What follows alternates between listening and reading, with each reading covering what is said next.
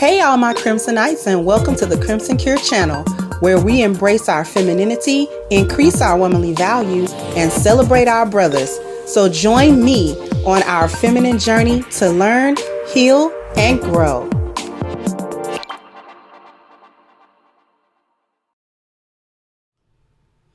Hello, everybody. How's everybody doing?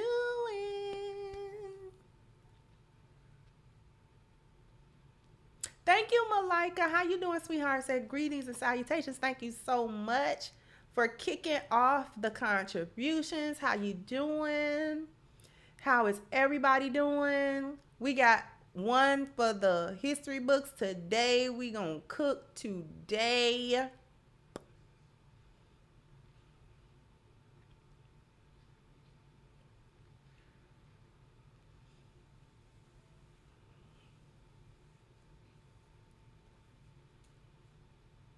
We are going to talk about it today. You know, I talk a lot about, and excuse me if I sound a little stuffy. My allergies are kicking up. I got a headache all of a sudden. I don't know where the headache came from. And I'm fasting, so I can't take medicine. Like, I can't take my allergy pill. So if it start getting real stuffy, like, please just forgive me.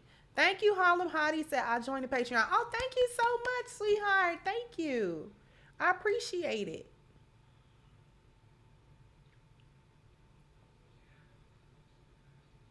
And in the Midwest, the air quality of the Midwest is just like really,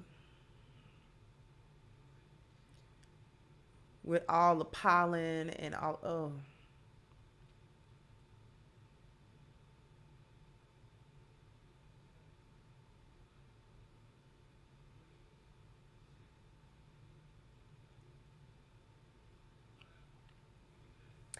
Anyway,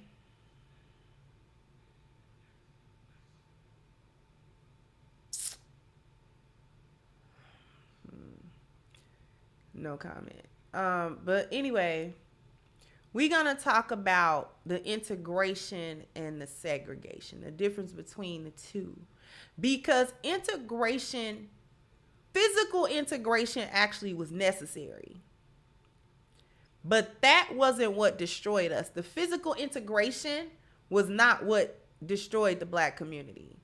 Being physically next to them, because we had been physically around them for centuries during slavery. So that was a destruction in its own right. But for us to come out and in a generation be building after the Civil War, building during Reconstruction, that freaked them out. That freaked them out. Because we were supposed to come out of chattel slavery, too broken to do that.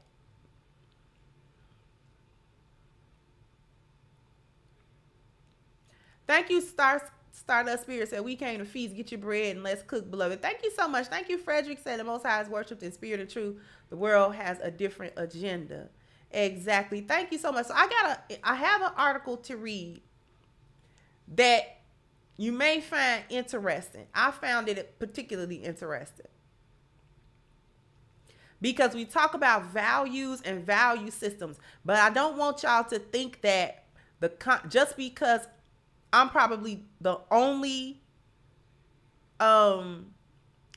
channel that talks about values in this way. I'm pretty sure I am. I'm pretty sure that's the unique part of it.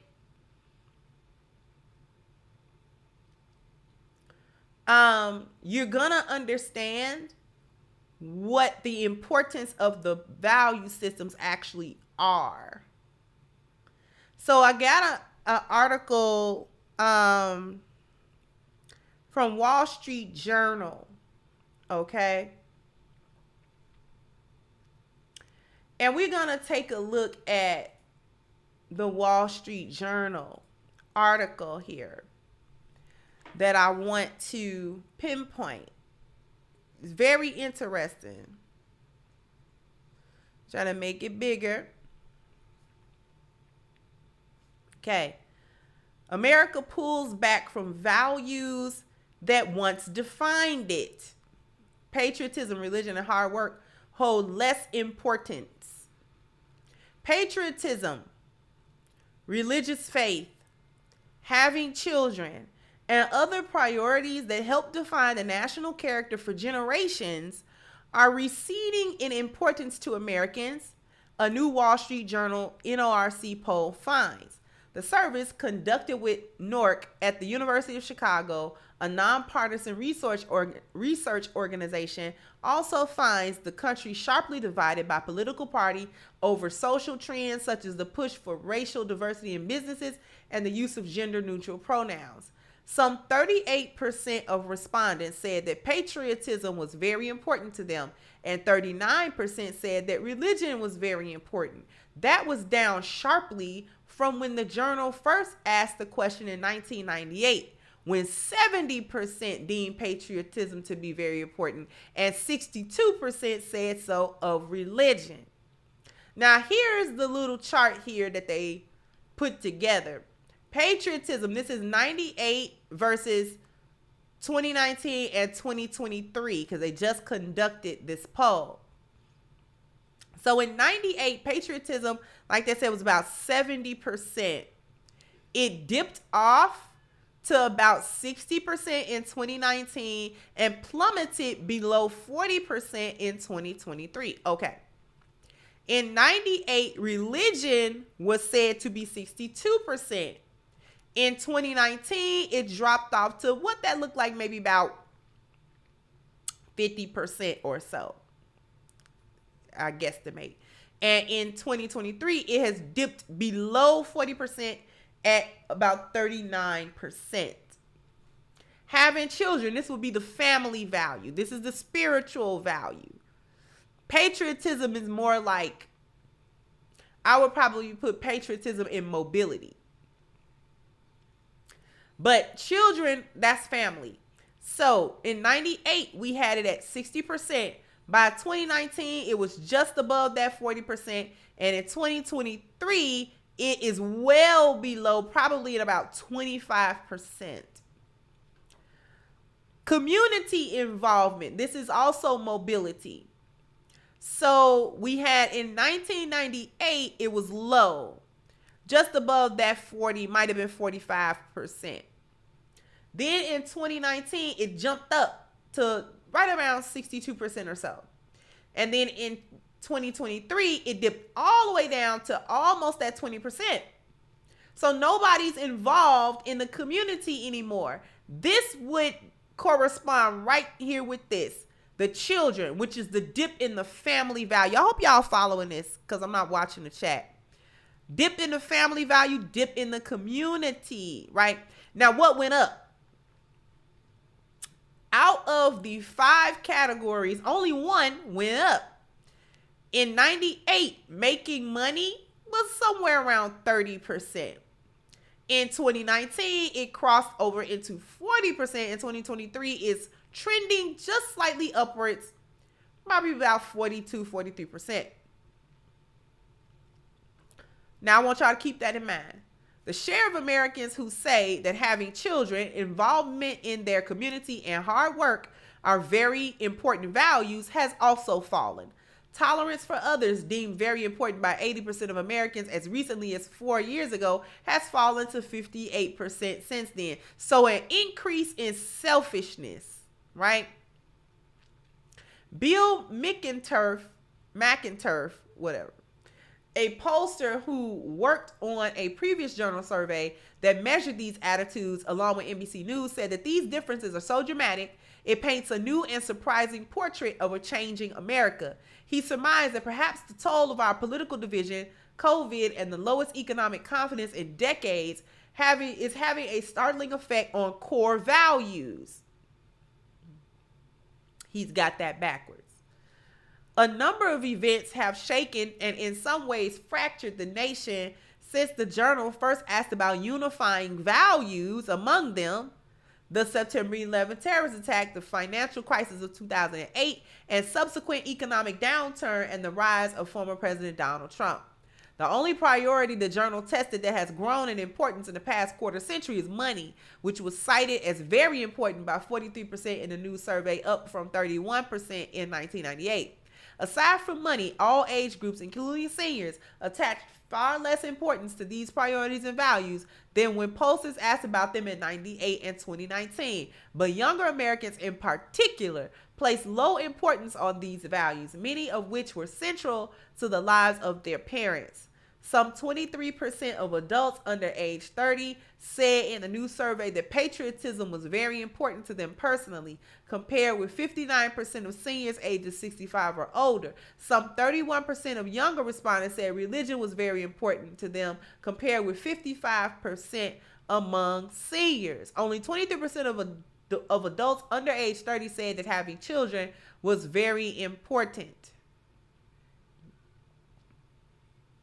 Okay.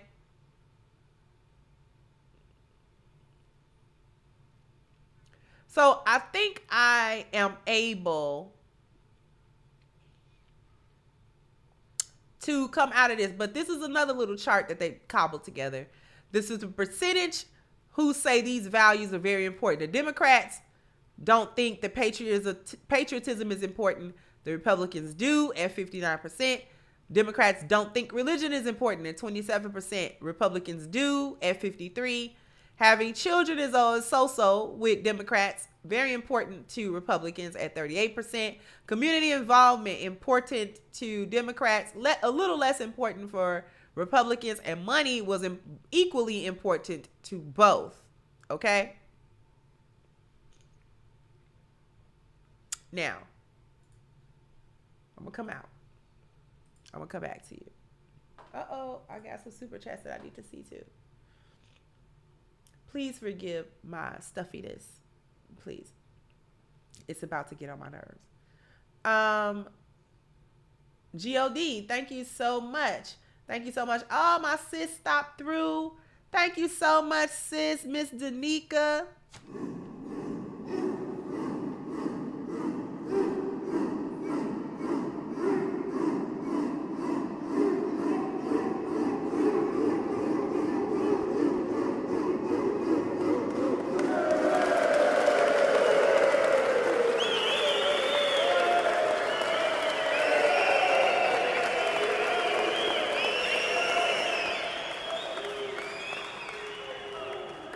Thank you so much, good sis, for coming through, showing the love. Thank you, Miss 39 Dina.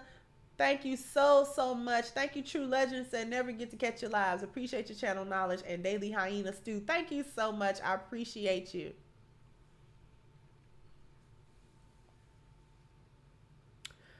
Okay. So I didn't necessarily complete that article, but you got hopefully you got what I was trying to say to it. Thank you, David Perry. Said, good afternoon, Sister Kendra. Ready for this cook? Thank you so much.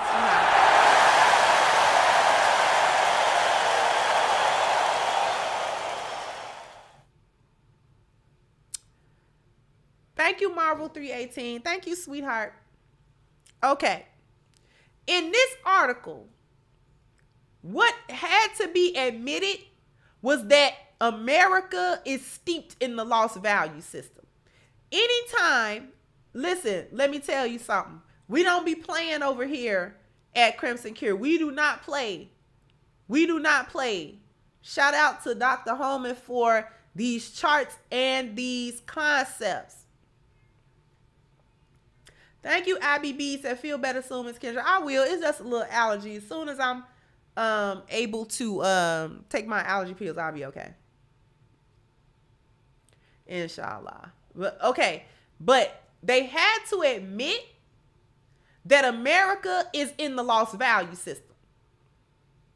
America is in the lost value system. Wealth is at the top. And all of the things that these people pointed out that were no longer important to them are all values that are at the bottom now.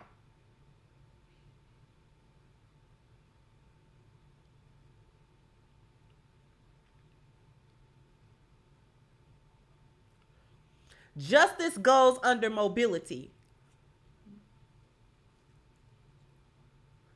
because just mobility is indicative of the world around us, or the structure of it, the structure of the civilization. And in the lost value system, it's not fair. So a sense of justice that is included in mobility value.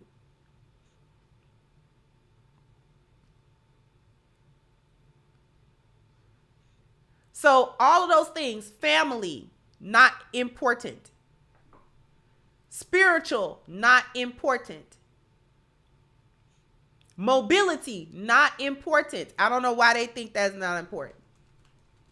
Proves they don't really understand it. Not important.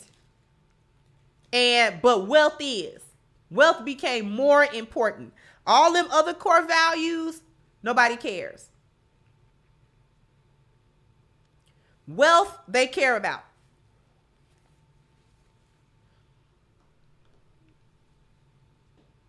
We not playing over here about these values. Everybody understand the values.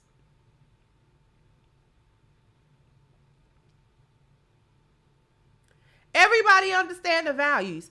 Unfortunately, except for us now. We don't get the concept of the core values and how integral that is to whether or not we're held back or whether or not we move forward.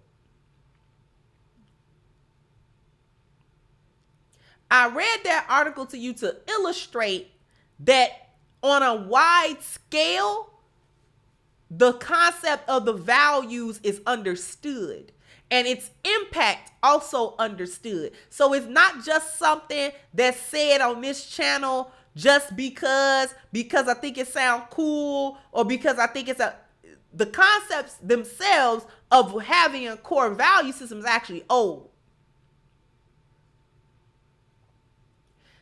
And America's value system now is a lost value system. It's the lost value system. Okay? And America going down the tubes because of that lost value system. See, they had it backwards in the article saying that all of these conditions is what changed, or is what changed. The new conditions is what changed the values. It's actually the values were changed first, and then the new conditions that we are experiencing is a result of that.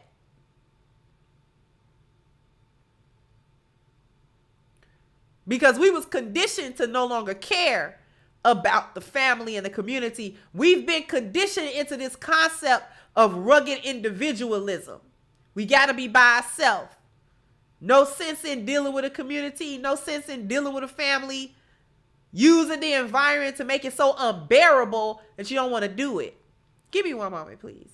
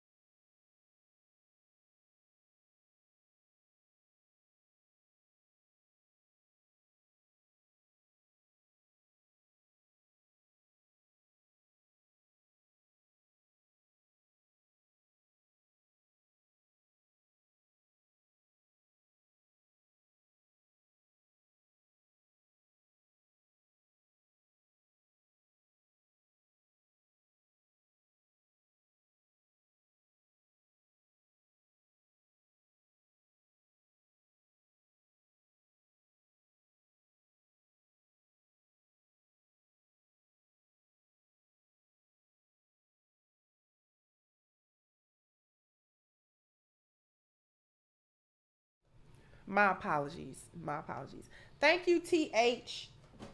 So there have been books written about past and current empires that have declined when their value system changed for the worse. When people turn more selfish, things are not going well. It happened with the Dutch, English, and now our empire. Exactly.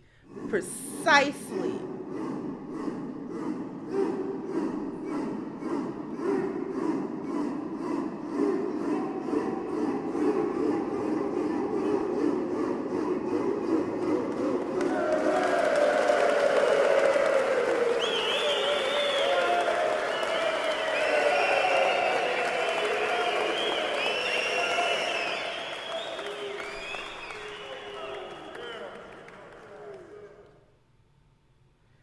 Thank you so much for that.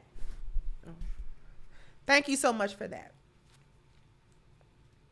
Because this is what we're talking about.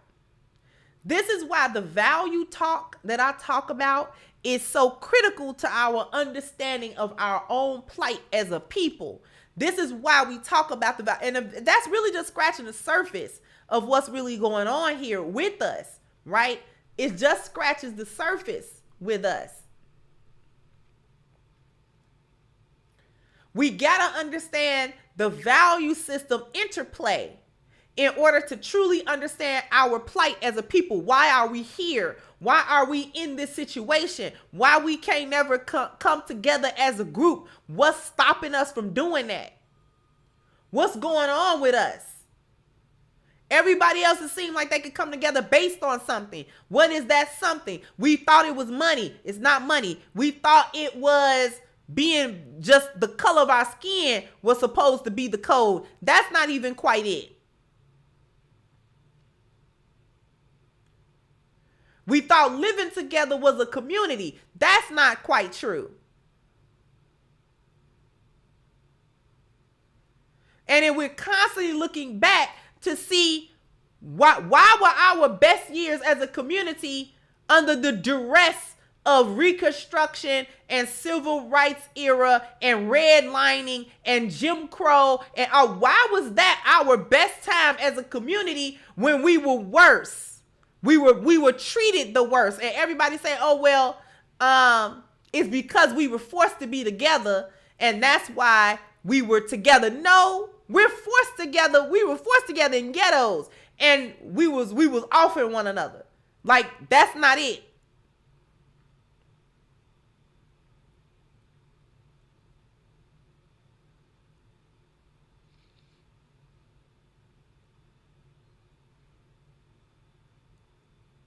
The problem is that we got integrated, but it wasn't the physical integration that was problematic. Black communities suffer the most from being in the lost value system, okay?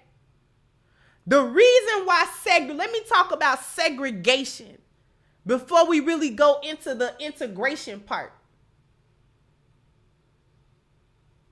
The problem with segregation for them was this. It was a threat to them. There was no way we were supposed to be able to come out after the Civil War during Reconstruction and start building. Problem was, those people were the slave class. Who built the infrastructure of the country? Who did that? And I mean literally who built it with their hands. You think it's just about cotton fields? No. They had us building buildings. We were building the infrastructure of the country. That is what our ancestors was doing. And that took more than cotton picking. That was more than cotton picking. That was more than the actual agriculture of it. You don't think our minds were used to come up with the concept city layouts? Who do you think was using, what labor was they using to build the city, to lay the roads? They was using us. Our ancestors understood how to build an infrastructure because they were building it with their hands.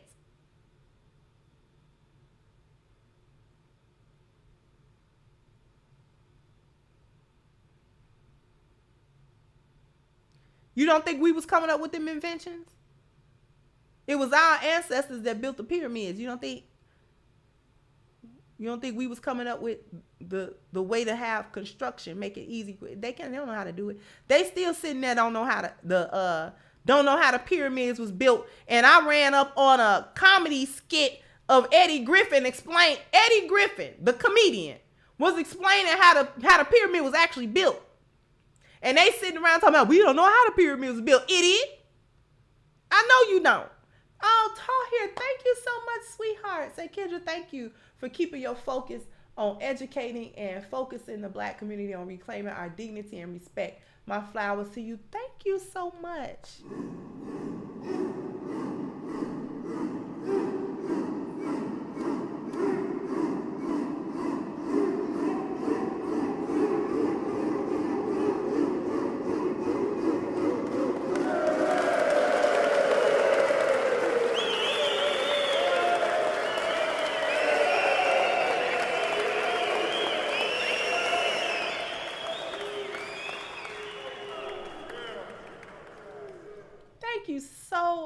That's so incredible. Thank you, Tahir. Thank you so much, sweetheart.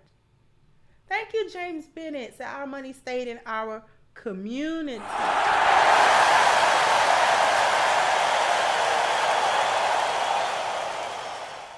Thank you so much. Thank you again, Stardust. That our people built those perfectly slabbed pyramids. Certainly did.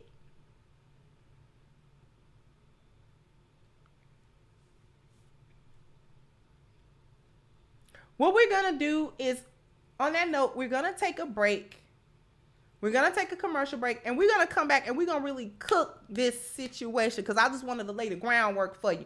But after these messages, we'll be right back. What should I feed the kids? When should I feed the kids? And where am I going to feed all of these kids during my child's birthday party? We understand that planning a child's birthday party can be stressful for parents. That is, unless you hire Gamer versus Gamer. That's because every party package, starting from our standard package to our premium packages, includes cupcakes, ice cream cups, hot pizza, unlimited popcorn and drinks, and all the necessary plates, napkins, and flatware. You see, after 10 years of party planning, our expertise has taught us how, when, and which foods to serve so that it doesn't interfere with the flow of the party. Plus, parents get the added bonus of having Gamer versus Gamer feed and clean up after the kids, all from inside our 30-foot climate-controlled celebration trailer. This makes it easy and stress-free for you. Plus, your home can stay clean and kid-free. Parents simply just need to invite the guests and relax. Gamer versus Gamer. Gamer versus Gamer. We look forward to treating your child like the most important kid in the world on their birthday. Hi, Gamer versus Gamer. Thank you so much for my birthday party. I like taking a little break and seeing the children happy. This episode is brought to you by Gamer versus Gamer, and I'm so happy to be working with them. These are wonderful people, and I'm running a wonderful company that is geared towards the family value, that is really surrounded around the value of children to their family and the value of a parent, particularly fathers, spending that extra money and spending that extra time to really concentrate on their children's birthday parties, right? And Gamer versus Gamer is the perfect choice for that because they handle all of the logistics and they handle all of the details and things of that nature that sometimes frustrate a parent when they're trying to plan a birthday party for a child. Sometimes you don't know what to get them. You don't know how to set it up, where they're going to be at. They're going to be in the basement. Do they want to be in the backyard? What is the issue? Well, Gamer versus Gamer has the solution to it, because whether it's sunny outside, whether it's cold outside, whether it's rainy outside, whatever it is, they're bringing a 30-foot trailer that the children can enjoy themselves within, which is climate controlled, right? And they have the games. They have the video games. They have all of these things. And they got the food. They're catering the food as well.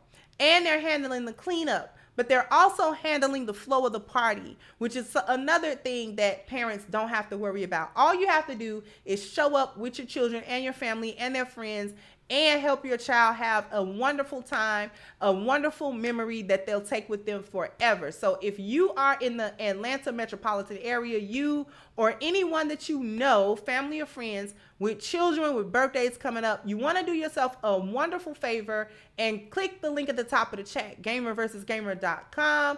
Go to their website and go ahead and see all of the wonderful packages that they offer. Speak to them so that you can get your quote and give your child a wonderful birthday. All right.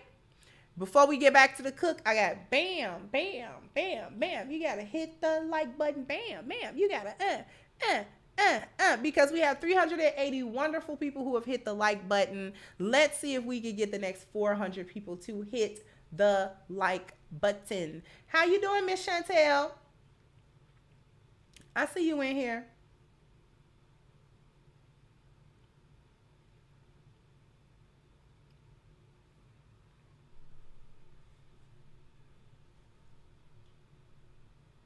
Okay. So we're actually going to get into the issue with segregation.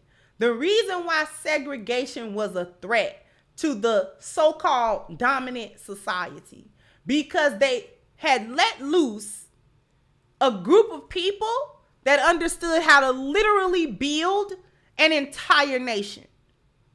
And I mean the literal buildings, the roads, all of it, all of it. You don't think them builders learned what they was doing? It wasn't just blind building. They were relying on the slaves, not only for the physical labor of it all, but to actually think about it too.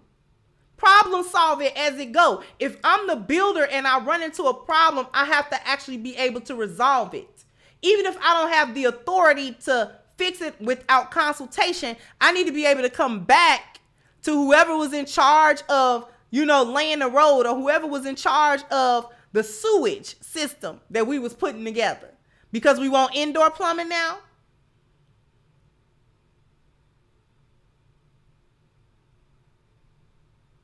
We taught them that, but we ain't gonna get into that part of it. Thank you, Patrick Cooper said, thanks for staying with your mission and avoiding the distraction of black men in our space acting like money is what is most important. Thank you so much. Thank you so much.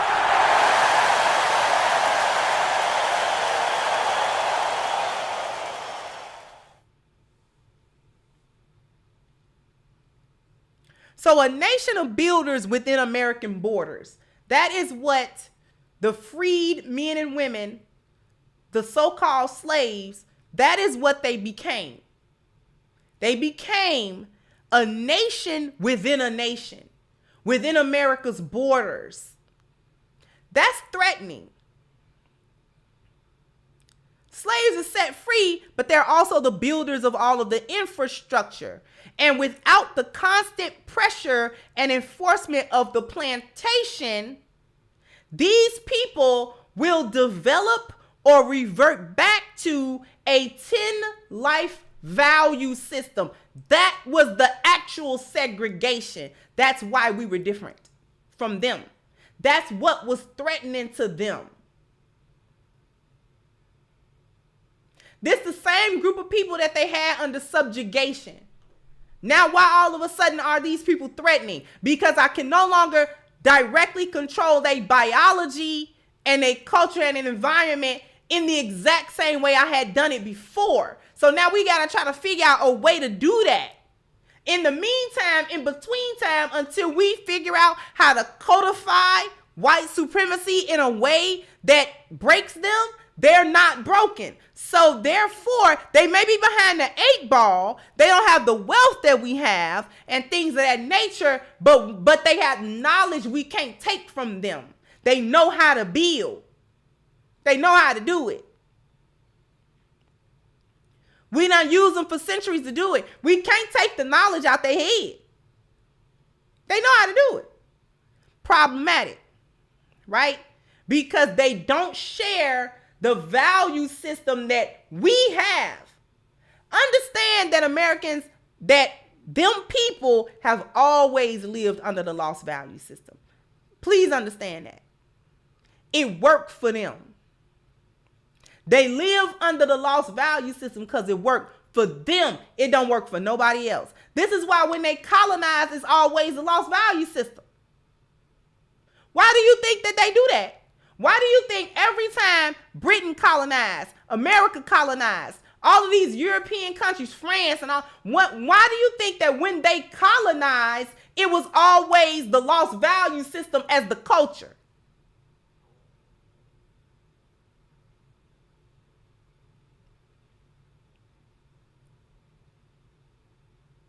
Because that's what they get. And they give it to you because it's going to destroy you. Helps them, destroys you. Thank you again, Stardust said, why do we keep building just for them to destroy what we build? I know we have to keep moving. However, we do know the definition of insanity. Yes, exactly. But here is the issue.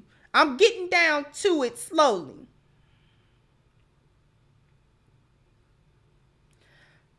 What is the necessity is the mother of invention, correct? Necessity is the mother of invention.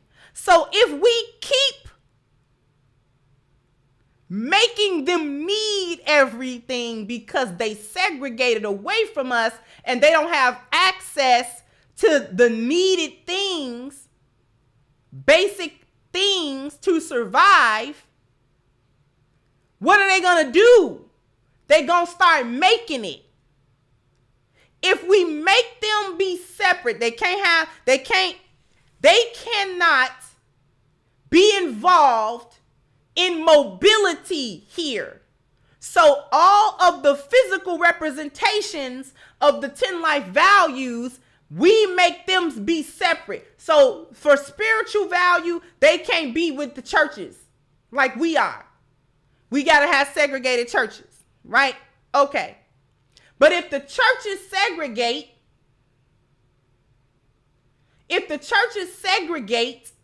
then I can't push a certain type of spirituality on you or understanding of the spirituality.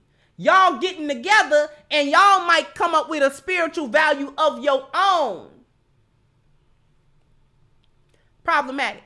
You can't come to the doctors with us. You can't come to the same emergency room, the same hospital, the same clinic. So what are you going to do?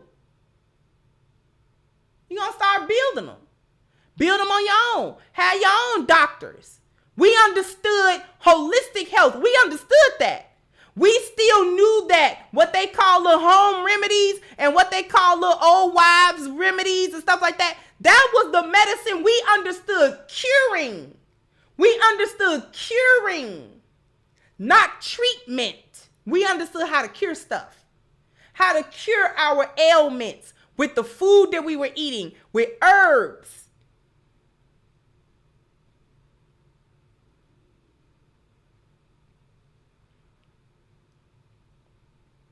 What we could no longer get from the motherland, because maybe those particular herbs did not grow here, we found its substitutes. Thank you, Ruminant said, creative and industrious people who are free to build unfettered will eventually outbuild their oppressors. Exactly. We were totally self-contained and we're on track to outpace them, and they knew that. Exactly.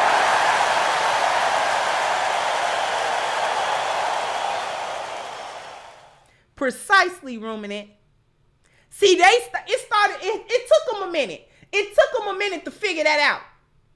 Because see, so mobility, they struck a segregation, made us figure out our own mobility.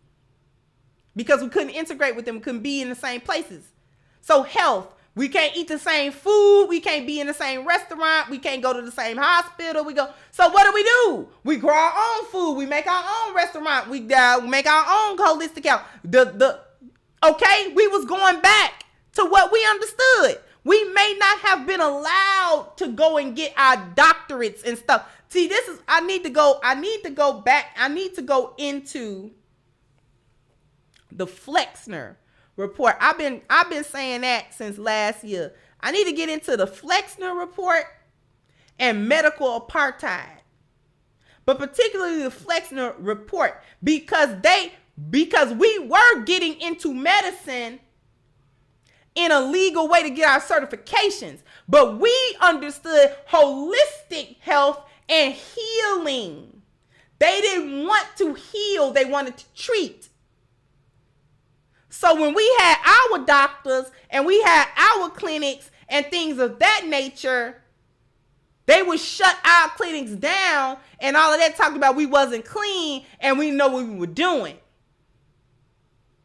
Yes, we did.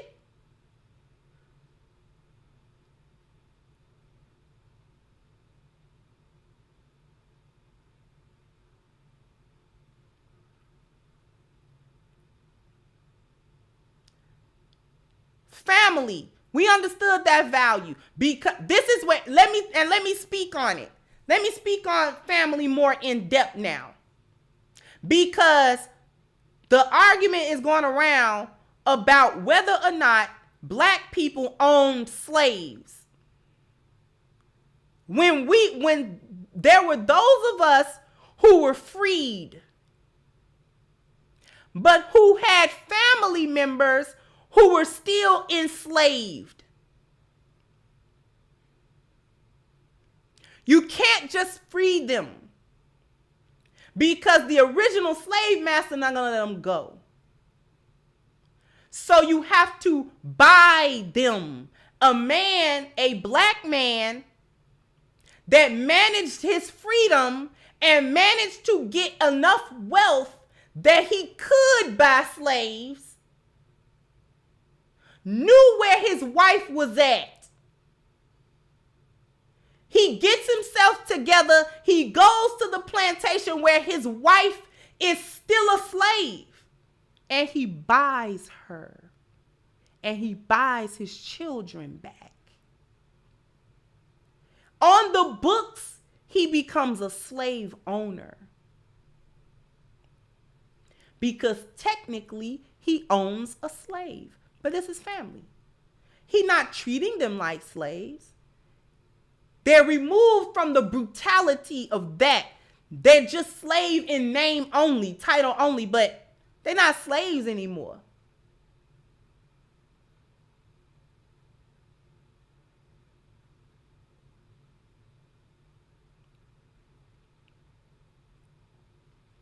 So on the books, some of our ancestors are noted down as slave owners, but it is nothing like what the plantation was doing. And the fact of the matter is this: ain't nobody can really say that black people was owning slaves to the level and in the same way that white people were owning it, because white people were gaining wealth from slavery. Do you really think they was gonna allow black people a pathway to that wealth? The generational wealth that they working on now was the wealth that was gathered during chattel slavery. You understand that?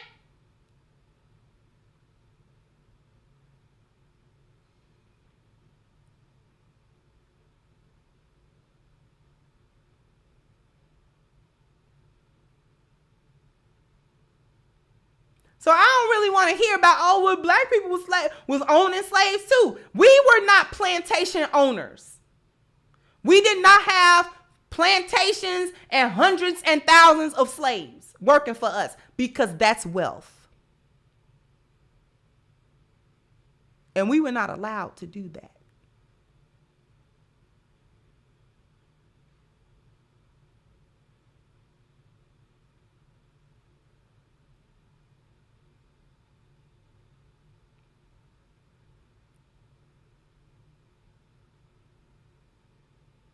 So it couldn't have been on no wide scale.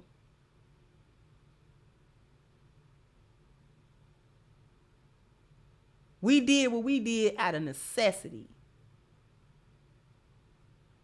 If I manage to be free and I know where my family at, I'm going to get them. And if the only way I can procure being around them and getting them is to have myself be noted down as a slave owner in the books and they be slaves on the books, then so be it.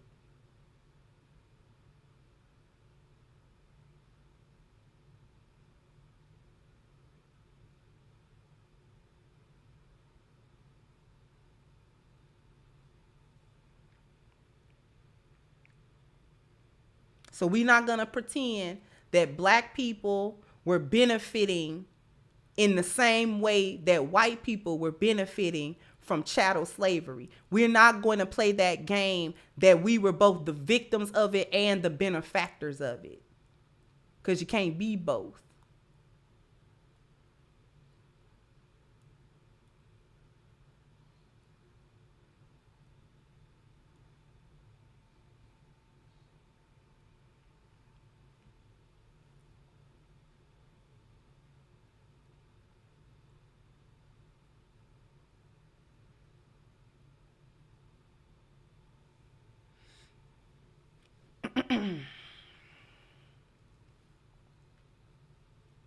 Let me get back to my point because I diverted a little bit. The brutality and the limited way that the environment could be used against us during Reconstruction and on could only do so much to hold us back. The lost value system cannot truly be enforced or properly introduced through segregation. They got to be close enough to poison you. They had to be close enough to us to poison us. They can't administer the poison like that. Picture, we ain't gonna take that. Not at all. You make us stand by ourselves. So we do what we have to do. So they understood this is when they allow integration. Because something dawned on them. They began to put two and two together for themselves. And it had that overshadow their actual hatred of us and not want to be around us and not want to be a part of us. That was there, but see, you got to work smarter, not harder. Okay? That's going to have to take a back seat. The reason why it's going to have to take a back seat is because no matter how many Wall Streets we burn down, or how many lake towns we make, or how many Rosewoods it don't matter how many times we do that, they keep building it. They keep doing it. Why do they keep doing that? We done smacked the ball out of their hands 1,000,000 times. We lynching them, we chasing them, we shooting them, we beating them, we dragging them, we raping them, we doing everything, we incarcerating them, we putting them back into slavery. You could be caught and put back on a plantation. You could actually do that. Why are they going to keep building stuff? Why? Oh. We know why. Because they are a community and they share a value system. We almost forgot. They're a community. They share a value system that is separate from our own. So no matter how many times we physically eradicate them, the value system endures. So the next generation of them are going to keep doing that. If we allow them to keep doing that, they're gonna be threatening to us because they're gonna keep growing, and it's a nation within a nation, and we've oppressed them. Lest they get their numbers up and oppress us, they'll have power that we didn't give them and that we don't control. They are now in control. See, that segregation. Wait a minute. We messing up. We giving them control over their biology, their culture, and ultimately their environment, because we're making them be separate from us. So they're going to create that for themselves now.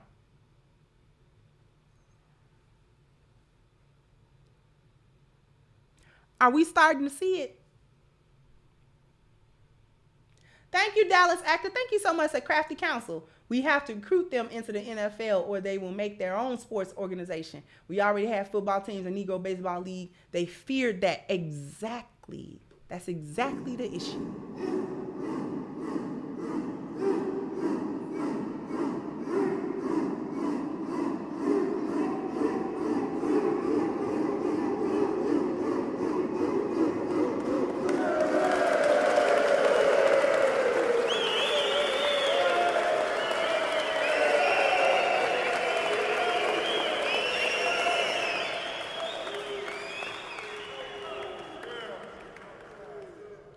Thank you so much, Dallas.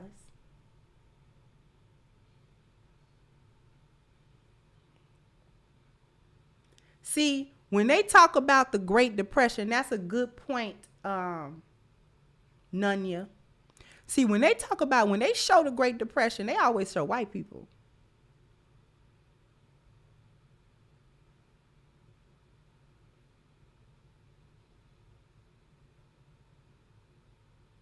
When they talk about the Great Depression, they always talk about white people. What white people was going through. How they couldn't eat. How they didn't have no place to stay. How they couldn't make it. How they had to get their kids away. And how to do this and how to do. They always talk about white people. We had Black Wall Street. That was the other reason it got bombed.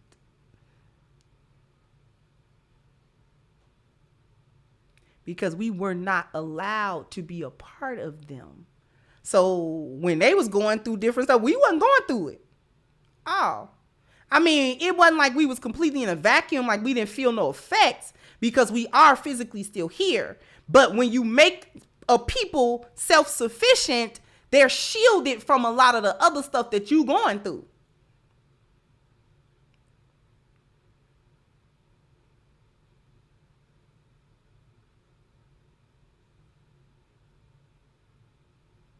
Ain't no way we were supposed to have more than them.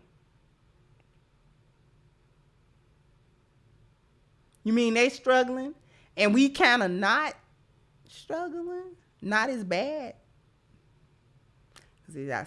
See, because you made me grow my own food. I couldn't go to the supermarket.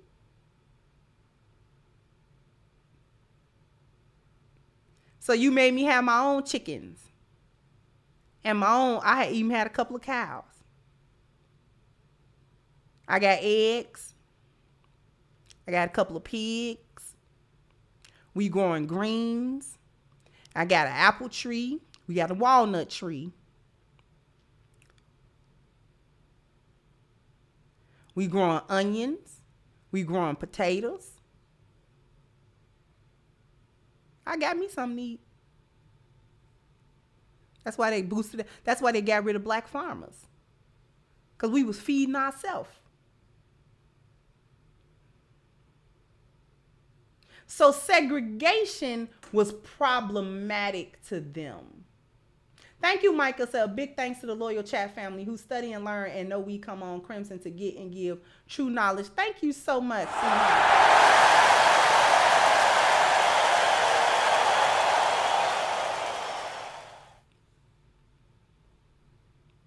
So what was the purpose of the integration? It's the same purpose all the time.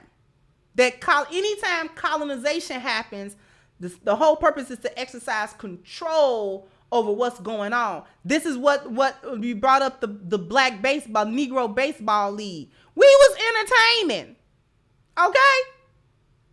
And they didn't have control over it. Segregation. Oh, you can't come over here to our baseball league. Okay.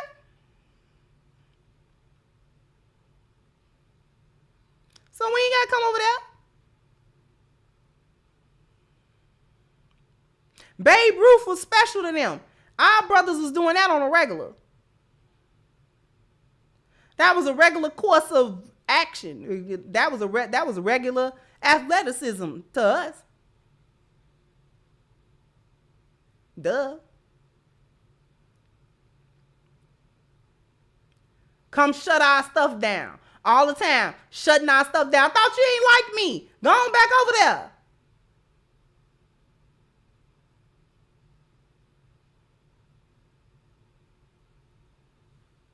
Thought you ain't like us. You told us stay away from your stadium, stay away from your baseball, stay away from. So we stayed away. But you can't tell us we can't play.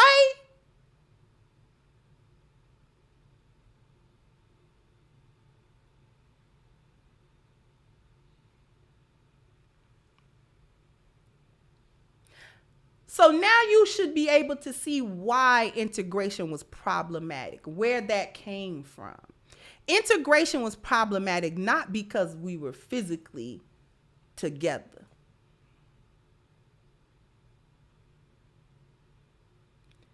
The physical I understood integration from a mobility standpoint. From a mobility standpoint, we actually needed that integration because we needed more latitude to operate in this country as people. You need more latitude. So from a mobility standpoint, I actually understood integration and the push for it. The physical integration was not problematic. Being able to go to the same places, some of the same places, or do some of the same things, or work at some of the same jobs and things of that nature, that actually wasn't problematic. That actually would have expanded us. We were good with that. That's fine. That's fine. What was not fine, the danger, was the integration of the value system. That's where they got us. That's where they cut our head clean off. They got us roped up in that lost value system. That's what they did. Get you close enough. See, biocultural events give rise to value systems, or it breaks them. Several biocultural events took place back to back, but the one I want to talk about is that the lost value system is more effectively done by lightening up. See, you got to switch it up. They was already physically intimidating us and terrorizing us and all of this type of stuff, right? We were already doing that we were already getting that. You can't give us the lost value system while you do that to us, because we're not going to take anything from you because you're being an obvious enemy. You're not even trying to put on a frenemy face. You're the obvious enemy. So we're not going to take nothing from you. Nothing. Because we know what you want, because you already do that. Thank you, Terenzo said we don't even need their psychological way of thinking at all. Precisely. That's where the value system come in at. We don't need the thought pattern. We don't need the way they think or the way they operate. It has actually destroyed us. This is what I'm getting to. So what do we got to do? We got to pivot. So instead of brutalizing them all the time, lighten up on that physical brutalization. Lighten up on that. We got to lighten up on that. Thank you, Norman. Thank you so much. Thank you again, Tahir. Thank you so much. Say your content should be mandatory in every Black household. Thank you so much, sweetheart.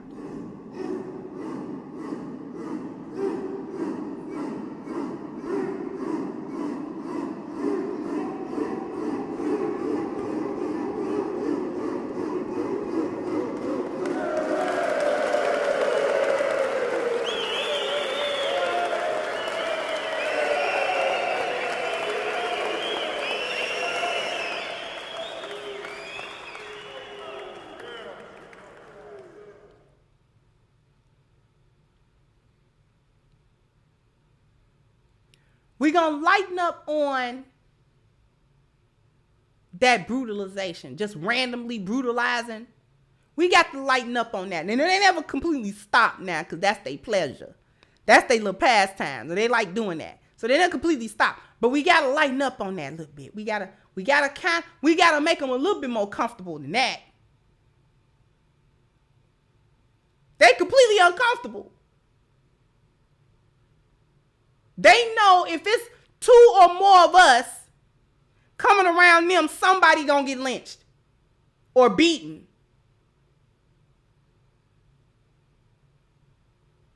You know that already.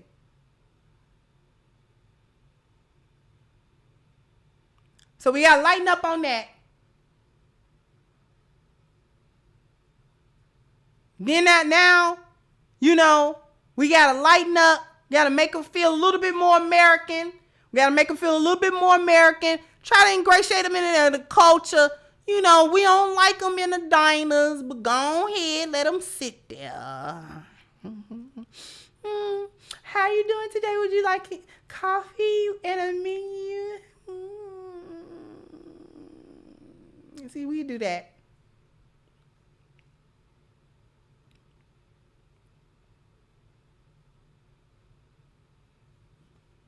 Thank you, Ralph. Said, hey, TT, since we have made money, God, can we never, ever make it back to our former prominence? Sure, because money, wealth is actually in the 10 life values. It's not exclusive. That's the lie of the lost value system that you got to pick. You don't have to pick. You just have to do it different.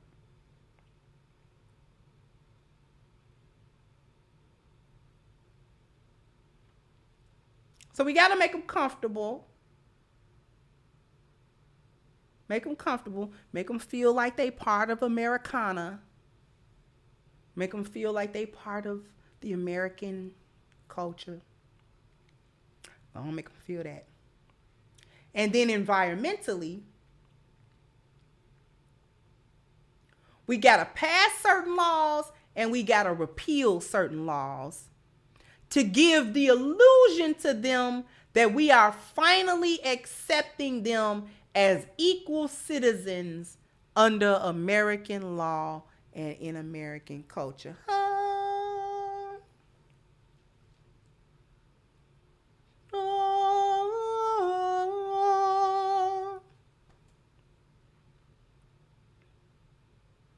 My great brother Numsi.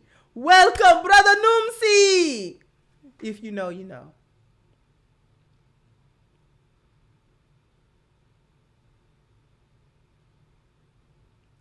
Thank you, Dancy. The game to be sold, not told. Pay your fare. Thank you so much.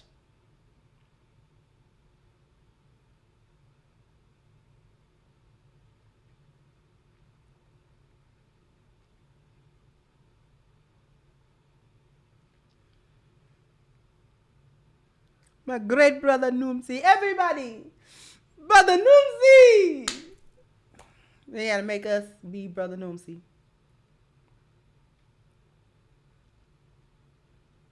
If we get that sense, it brings us close enough to poison us, in other words. Build a tentative sort of trust. Build a tentative kind of, let them put their guard down. They got to put their guard down. In order to give them the lost value system, gotta put their guard down. Right. My brother, my great brother Numsi has forgiven me. Exactly. Thank you again, Michael. Said Moynihan report coined the term tangle of pathology, meaning our poverty and low culture is capable of perpetuating itself without assistance, equaling the lost value system. Exactly. Thank you, Love C. Said 10 life value comes full circle where spirituality and wealth meet. Thank you so much, sweetheart.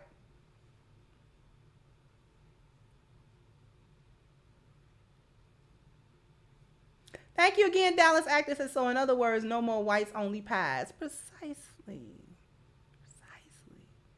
Build a tentative kind of trust. We don't really completely trust each other because I kind of know what you be on. But, okay.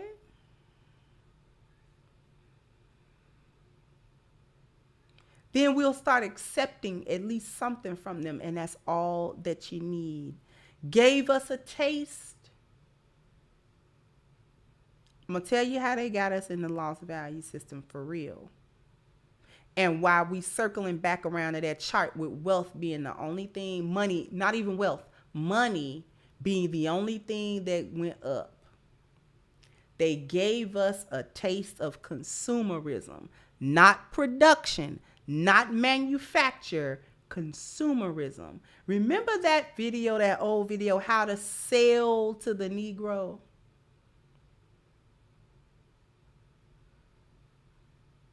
Thank you, Nia Moon said we purchased the freedom of our families, then freed ourselves by our own hands when we joined the Union Army. Then, as you stated, we rebuilt our communities time after time, following destruction at the hands of others. We build exactly.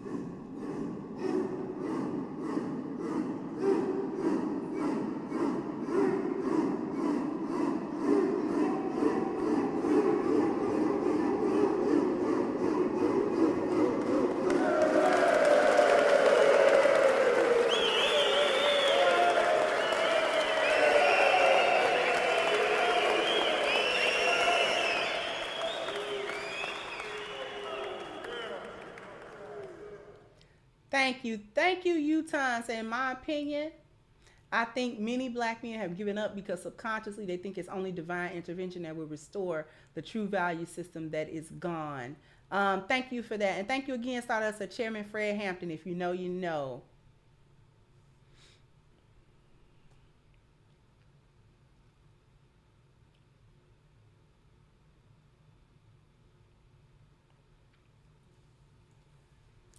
When they introduced how to sell to the Negro, that was the introduction of the lost value system in a way that solidified us into it.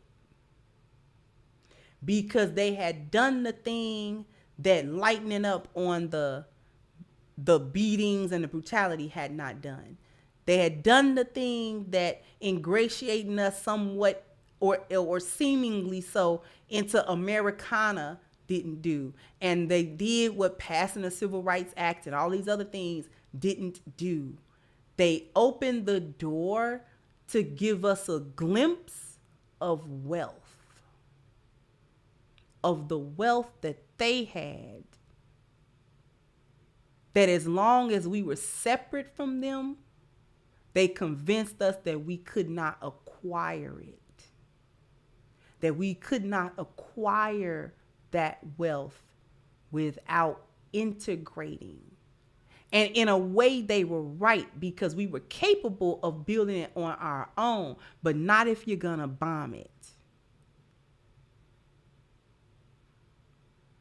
Not if you're going to drown it. Not if you're going to burn it to the ground every single time.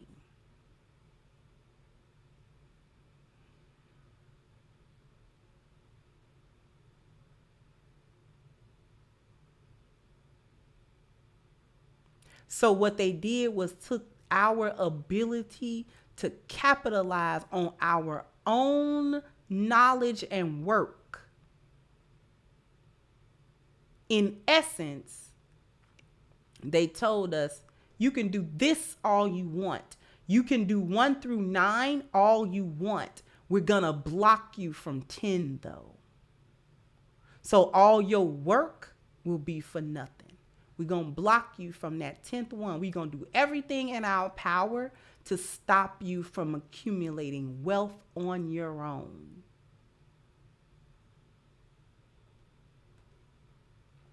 That's why that trope has been in existence since chattel slavery, that we were lazy. And that's why we didn't have wealth, because we were lazy. That's been going on since the plantation. How you gonna tell a group of people that work literally until they fall to their death in a cotton field that they're lazy?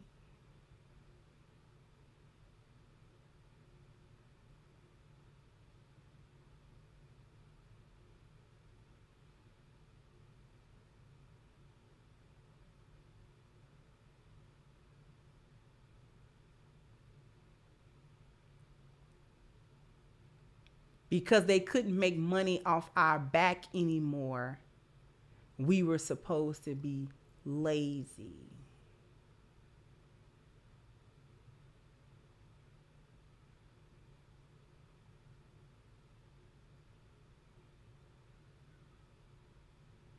We don't have the wealth that they have out of Reconstruction and in Jim Crow era, because we are too lazy to do it.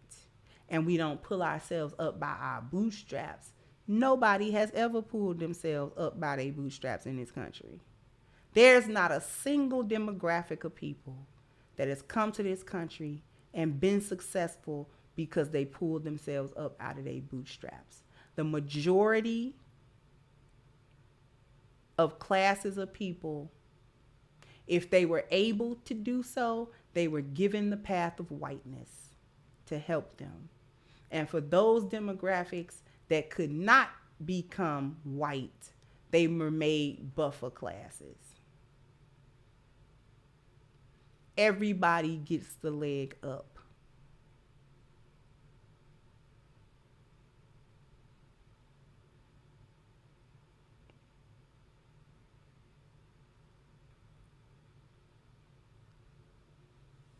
So when they told us how to sell to the Negro, I suggest y'all go back and look at that clip. It's too long for me to do it now. how to sell to the Negro. They showed us how to spend money, but they didn't show us how to obtain it. They blocked the obtaining of wealth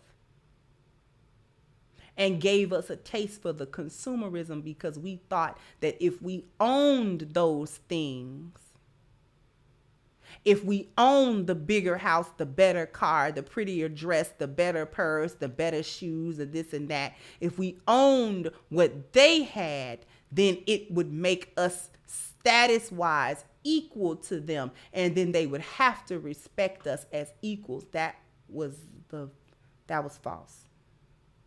Especially since we didn't need them for none of that stuff. We had seamstresses and cobblers and all kind of stuff. We make our own stuff. We were making our own shoes. We were making our own clothes. The seamstresses and all that kind of stuff that we had outmake them clothes. That we was making their clothes. That's why they were so fresh. Because we was designing and making their stuff. They was fresh because of us.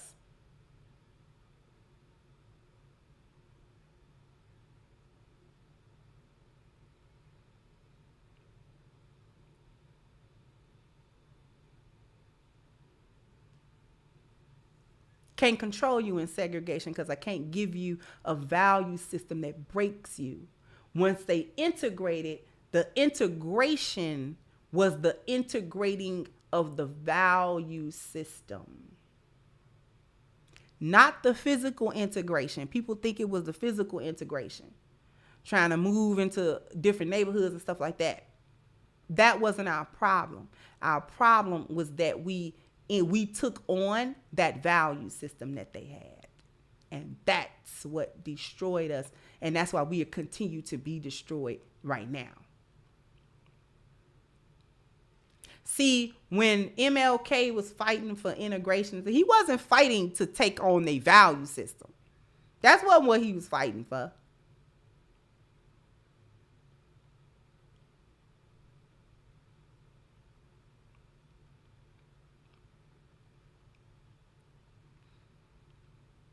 He wasn't fighting for that.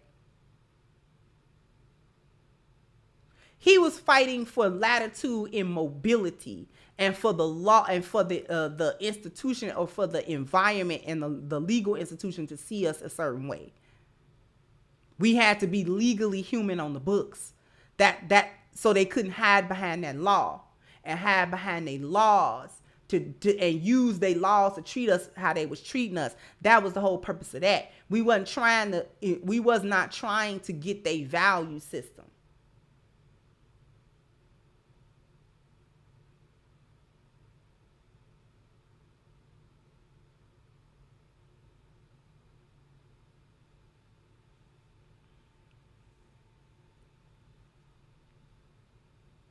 I just needed to point that out. I just wanted to come point that out today. The value system talk is a real talk. That's not just something we do here. And this a real talk.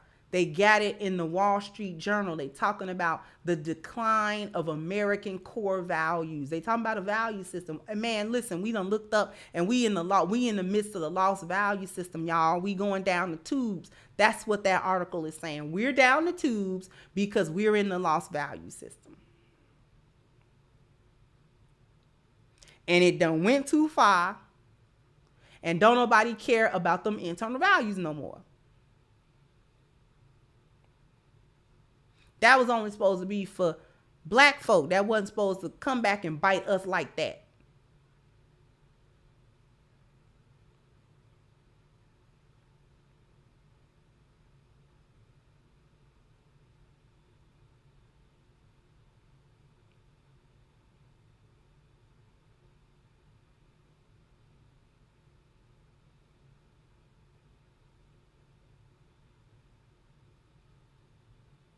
That's what MLK was talking about when he was second guessing what he was fighting for, what he began. And this is just my personal opinion.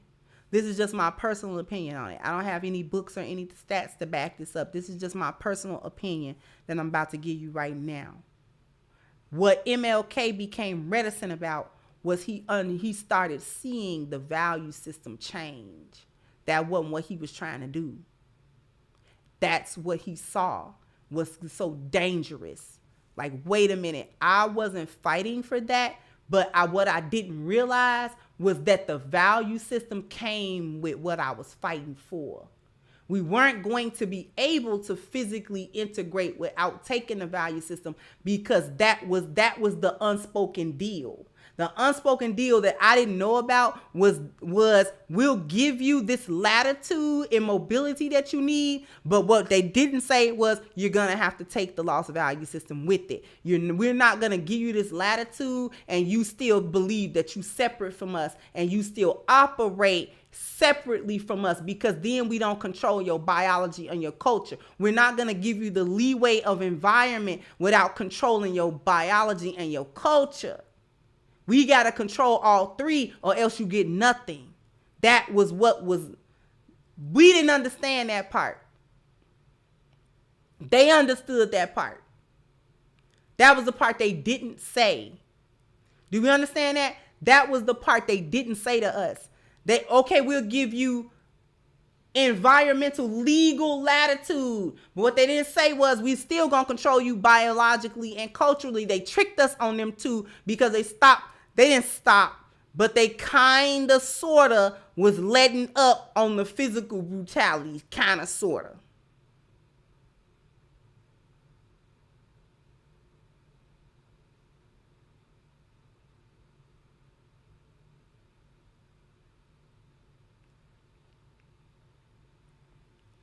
You gonna take this lost value system. We gonna make you take it.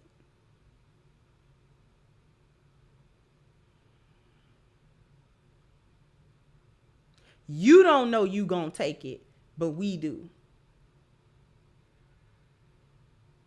We know you need a certain latitude of mobility here. We know you need that. But we're not gonna give you control over all three phases and aspects of you.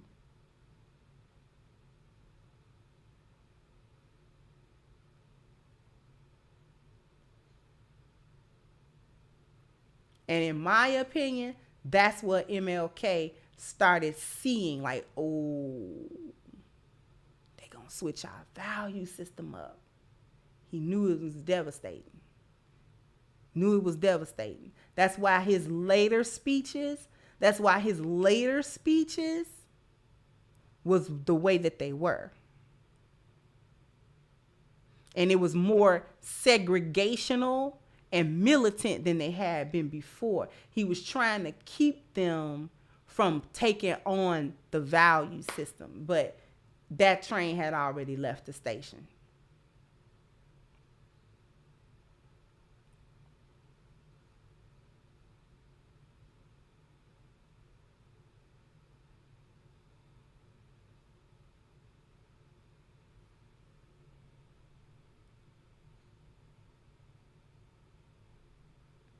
Thank you again, Ruminants, and the Most High always fix it like that. They have never been able to inflict evil on us and keep it from touching them. No, not at all. It always come back.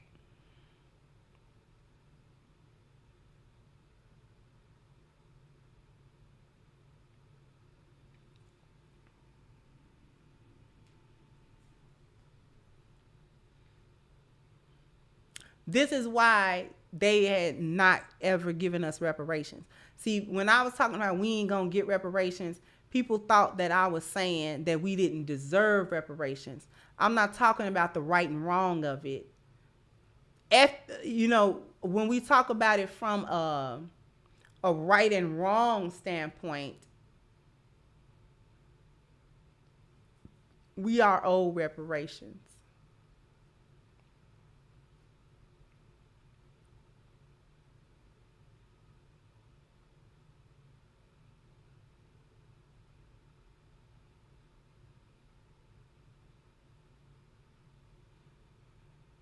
It's the right thing to do, but we're not gonna get it.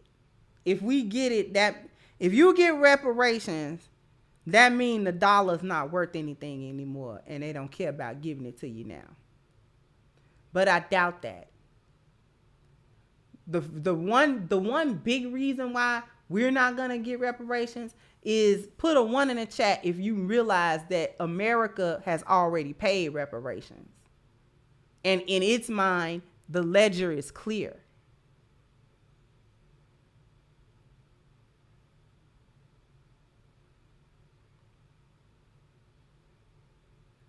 That's why they looking at us like, why? They already paid reparations to the slave owners after the Civil War to compensate their loss. You can't pay reparations to non-humans. How do that work?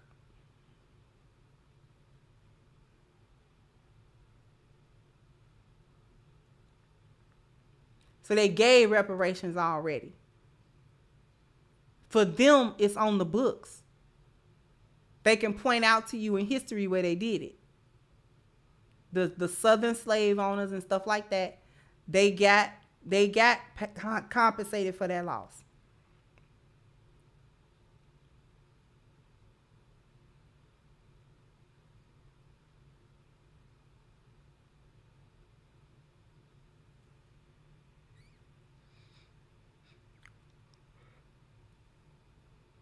Excuse me. In order to get reparations, you have to present as a nation. And what's the one thing we're not?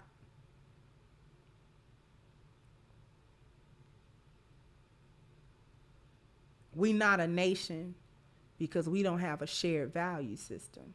So we're not a nation. We can't even agree on whether or not there was really slavery. Like, you got people fighting that. You got that's an actual narrative that slavery didn't actually happen, and that the transatlantic slave trade didn't actually happen, and that because there were already melanated people on the continent, meaning in North America, what became the United States, that's because we were here. There was a portion, but we everywhere, all over the world. So of course we were here too. And then because of that, slavery didn't exist. When my daddy, you can't tell me slavery didn't exist. My daddy picked cotton. My father, not my grandfather, not my great-grandfather, not some ancestor I never met, my dad.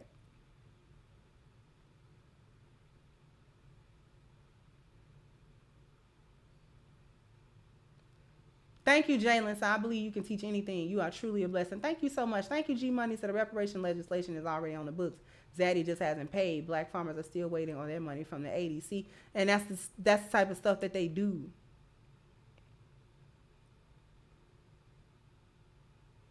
That's the type of stuff that they do. They'll put something on the books and they don't have to honor it. What you gonna do? We can't even decide on whether or not the transatlantic slave trade actually happened. So why would they give you reparations for an event that we can't even come together to say in unison with certainty that it actually happened? And then there's a portion of us that talk about it happened, but it wasn't as bad as we think it was. Just the mere fact that we were not regarded as a human being, that's all you need. When you can tell me that our bodies was used, our skin was used as clothes, our bones and teeth was used as, decoration and furniture and all that kind of stuff, like, do you need more? Just because there was melanated people on this continent prior to the colonization of it doesn't mean that the transatlantic slave trade didn't happen. Two things can be true at once.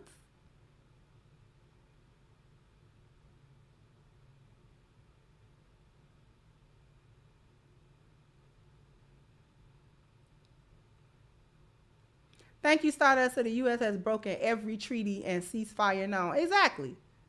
Now, I don't expect no reparations. I don't care what they put on them books. Thank you, G.O.D. Thank you so much.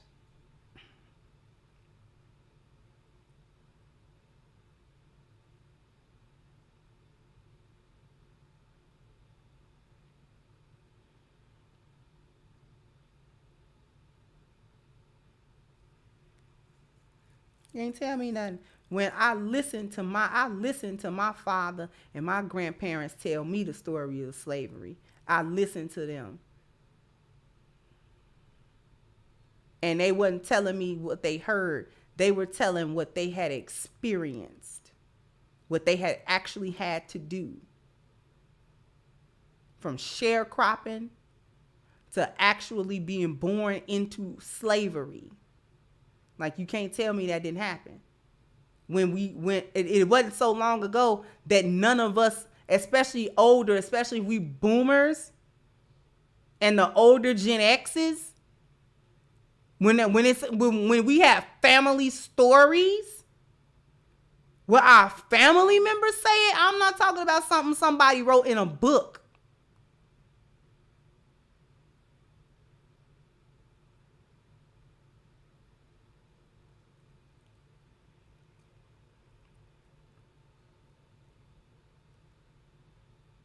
We be thinking we know so much. We be saying stuff. We be thinking we be coming up on some new knowledge.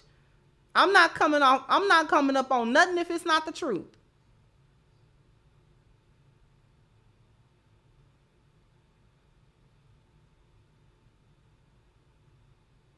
Not all that far removed from nothing. Ancestors still alive. That went through Jim Crow and all that. Come on.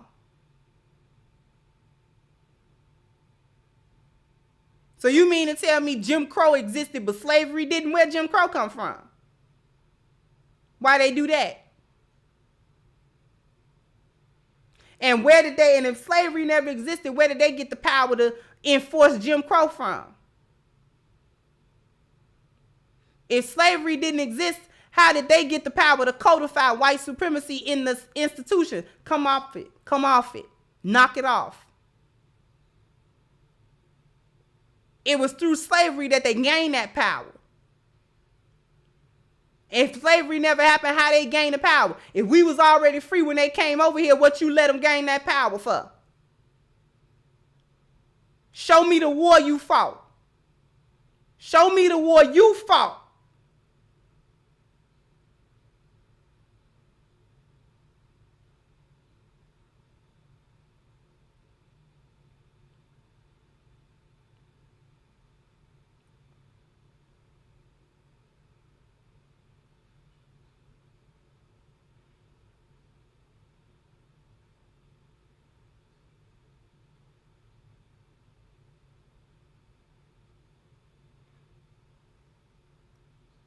The Jews cancel you for Holocaust denying. You can't deny no part of the narrative that they said happened. I don't care what they say happened at that Holocaust. If they said that happened at that Holocaust, you can't say it didn't. You better not say it did. I don't care what you think. I don't care if you think that they exaggerating or whatever you think they doing. If they say that such and such amount was deleted at Auschwitz, and this amount was hunted down, and that amount had to go to the gas chamber, and this amount that, then that's what it is.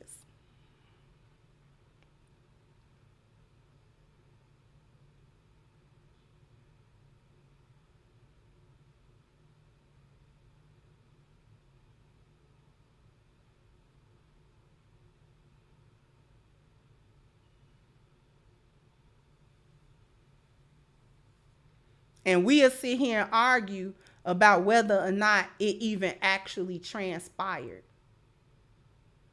This is why we ain't gonna get no reparations. I don't know how I got on reparations. But anyway.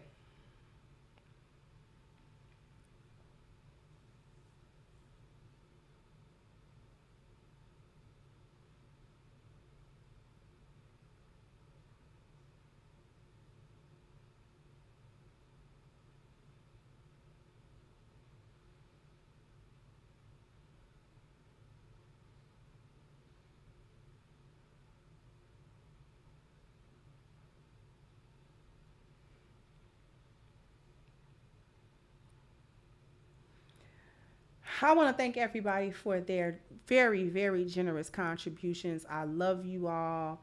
Thank you all. You all are so incredibly appreciated for all that you do and all that you are. Your engagement is so critical to the growth of this channel. I greatly appreciate all of the subscribing, all of the sharing that you all do, all of those things. I greatly appreciate it.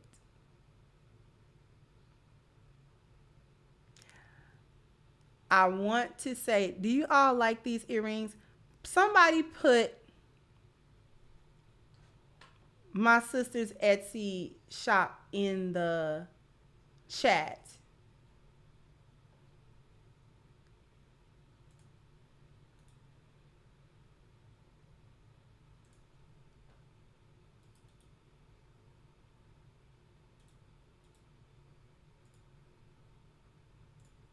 If you love these earrings, then go ahead and click the link that I just put, Aaliyah's Unique Boutique, and it's an Etsy shop, and she makes these. These are actually different from the hand painted one. These are needle pointed. So actually taking needle and a beautiful like embroidery thread and creating the design. They're super neat. Again, they're big, but they're super light. It's not heavy at all. Not at all. They're gorgeous. They're unique. Nobody's gonna have a pair of earrings like this, I guarantee you, because her earrings are one of a kind. So she makes a design and she doesn't really do the repeats for them. So if you go to Aaliyah's Unique Boutique.etsy.com, click the link, get you a few pair of earrings. I'll guarantee you nobody's gonna show up with these earrings. Nobody in a million years is gonna show up with these same earrings. Okay? So I want to thank you all so very much. I'm going to go ahead and wrap this up, and I will catch you guys on the next one. Bye-bye, Crimsonites. Hello, my Crimsonites and all of my supporters. I invite you to go and get your copy of my new book, Reclaiming the Black Feminine, The Lies of Feminism and the Road to Recovery, on sale now at crimsoncure.com. This is guaranteed to change your perspective and positively impact your life. So go ahead now to crimsoncure.com and get your copy today.